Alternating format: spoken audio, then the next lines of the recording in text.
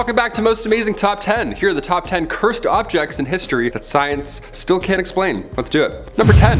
The Busby Stoop chair. Yeah, we're kicking this haunted list off with a chair. It's pretty spooky. Let's do it. The Busby Stoop chair comes from 1702, 10 years after the Salem witch trials, so take this one with a grain of salt. You know what I mean? People made odd choices back then. Women were witches and chairs were evil. Welcome to 1702, folks. Englishman Thomas Busby had some issues with his father-in-law, and he didn't handle them too well, so now he has to be, hanged for it. Yeah, you can't just kill people for no reason, Thomas. What is this, 1692? He was hanged near the Humble Inn, ironic, but a chair that was nearby is now said to hold the spirit of one Thomas Busby. If you sit on this chair, you are set to die in a frightful accident. So the chair was declared haunted, but did anything actually happen? Honestly, yeah, kind of. Locals say that during World War II, airmen from a nearby base came to the pub, the inn rather, and those who sat on it never returned. In the 70s, more accidents were connected, but they still kept the chair around until 1978. It stayed in the inn for that long, until it was donated to the Thirsk Museum. Honestly, it's not even a rocking chair. It looks like it should be a rocking chair, but it's not a rocking chair. That's the scariest part, if you ask me. Number 9.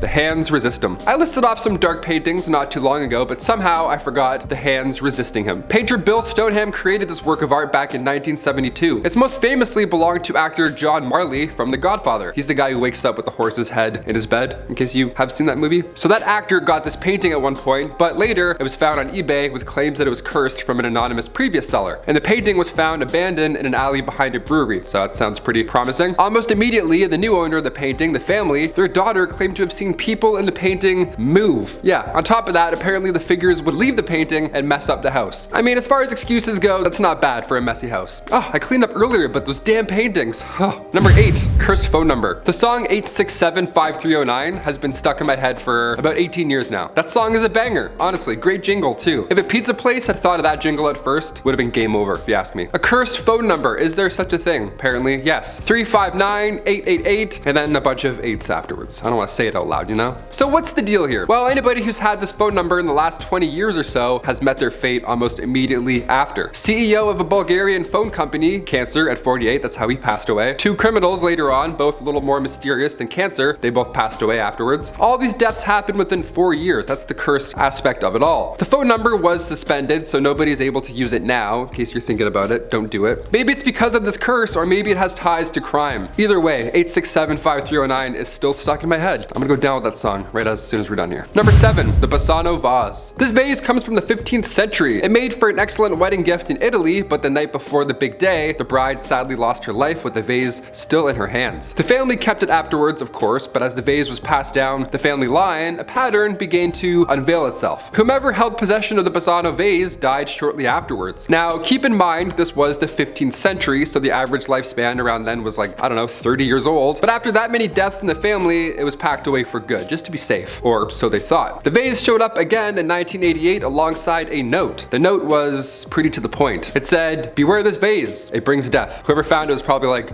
okay. They continued on with the vase, and later it was auctioned for over $2,000, sans note, of course, you don't want to throw that in there. The pharmacist who won the auction, you guessed it, passed away within months. Number 6, Baker's wedding dress. Why is it in so many horror movies that the ghost is always a lady in a white dress? Why are there so many ghosts in nightgowns? What's going on? Why are you all so sleepy? Maybe they're taken out before their wedding night over a vase, or maybe it's this one. Back in 1849 in the small town of Altoona, Pennsylvania, Elias Baker and his wife Hetty lived in the Baker mansion. They had 2 sons and 1 daughter named Anna. Anna had fallen in love with one of her father's employees, another steel worker, but after her father wouldn't allow the relationship to take off, classic, Anna vowed to never marry anybody, and she locked herself away in her room. Now, when her father passed away in 1848, she went to go find her true love again, but he had since settled down with somebody else. So she spent the rest of her days behaving erratically, and her soul still haunts that same wedding dress today, the wedding dress she never ended up using. Not just the dress, the mansion is haunted as well. Guests would report furniture moving around by itself. Honestly, it's not a bad haunting, if you ask me. Moving couches? That would be a great help. I have a terrible back. I would love that. Number 5, the Crying Boy painting. Just the name alone. Okay, I want nothing to do with this one. Yeah, we're back with another haunted painting. What is this, Hogwarts? Why are so many paintings moving around at night? This English curse kicked off in the 50s. Now, this is a reproduction of Bruno Amadio's The Crying crying boy painting, but this painting is apparently responsible for lots of fires. In September 1985, a family's home burnt down, everything was gone, but the painting looked untouched. British tabloid The Sun even published a story on it, which I'm sure helped the situation. It read, "Blazing curse of the crying boy picture." Now we laugh at beliefs from the Middle Ages and all that, but we're not really much further here, are we? People smoking in every house in the 50s were like, yeah, maybe it was a painting. It was probably that. Number 4,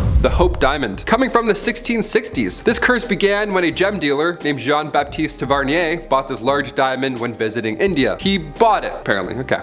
The origins of the diamond were unknown, but it didn't matter. This beauty was just sitting there and he had to. Well, later on, after Tavernier got the diamond, rumors spread throughout Europe and the United States that Tavernier actually stole the diamond from the statue of a Hindu goddess. The newspapers actually kicked this one off by publishing the Hope Diamond as an ancient curse. The diamond at one point ended up in the hands of King Louis XVI and his wife Marie Antoinette. Now, if you don't know about them in history, they lost their lives during the French Revolution. We'll say that. The old guillotine dream team. The stone then went to Lord Francis Hope come 1839, and by that point it was deemed cursed officially. This is when it got the name the Hope Diamond, right? They ended up selling the diamond shortly after being reduced to poverty. Then Evelyn Walsh McLean bought the stone in 1912. Shortly after, her son was killed in a car accident. So just bad news all around. When the stone was delivered to its final and current home, the Smithsonian, back in 1958, the driver delivering the package was later hit by a truck. He survived, but shortly after, his house caught fire. Moral of the story, you don't need diamonds, for more reasons than one. Number 3, the Anguished Man. Historical paintings are cool, but this is the first time I've read up on the Anguished Man myself. Gotta admit, it's pretty unsettling. Wow. It's considered one of the most haunted objects in the world, and it looks like it too. Definitely